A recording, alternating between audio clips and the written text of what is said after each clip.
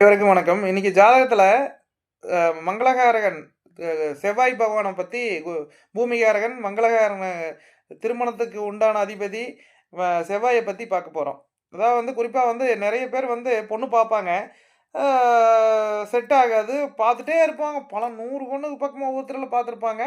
ஒரு சிலருக்கு ஒரு ஃபர்ஸ்ட் டைம் பார்த்தாலே செட் ஆயிரு, ஈஸியா திருமணம் நடக்கும். காரணம் செவ்வாய் வீக்கா இருக்கிறவங்க மட்டும் தான் ஆ பொண்ணு சீக்கிரமா கிடைக்காது. க குருவுமே, செவ்வாயுமே ஆ கு த சுக்கிரனும் 3ம் தான் திருமணத்துக்கு அதிபதிகள். அதில இந்த 3ல 1 வீக்கானா இருந்தாலுமே வேலை கொஞ்சம் தாமதம் பண்ணிருங்க. காரணம் அப்புறம் குறிப்பா 7ஆம் இடம், 7க்கு உண்டான 7ஆம் இடத்து அதிபதி உட்கார்ந்துக்கிற இடம் அதெல்லாம் இருக்கு. ஆனா ஈஸியா மூவ் பண்ணா அந்த சின்ன பரிகாரம் என்னன்னா, ஆ செவ்வாய் வீக்கா இருக்கிறவங்க திருமணம் ஆகாது. பார்த்துட்டு வருவாங்க. ஜாதகம் செட் ஆனாலுமே குடுக்க மாட்டோம்பாங்க. ஏதோ ஒரு தடங்கல் வந்துரும். செவ்வாய் ஆக்டிவேட் பண்றது எப்படின்னா, ம குறிப்பா நம் முன்னோர்கள் முதல்லயே இவங்க இதெல்லாம் நடக்கு. அதனால ஆக்டிவேட் பண்ணிக்கணுங்கிறதுக்காக வேண்டி தான், மஞ்சள் பொட்டு வைப்பங்க குருக்கு. மஞ்சள் கூட சிவப்பு வச்சோம்னா செந்தூர்.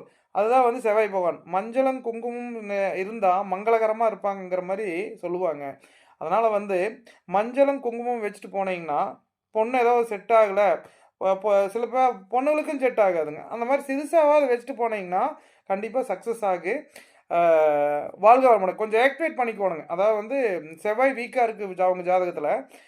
சிவப்பு பேஜ் மஞ்சள் சிவப்பு பேஜ்ட்டு போனீங்கன்னா, கண்டிப்பா ஆக்டிவேட் பண்ணும்போது ஆட்டோமேட்டிக்கா பணவரவு கொஞ்சம் வரும். அதே சமயத்தில இது மங்களகரமான ஒரு இது.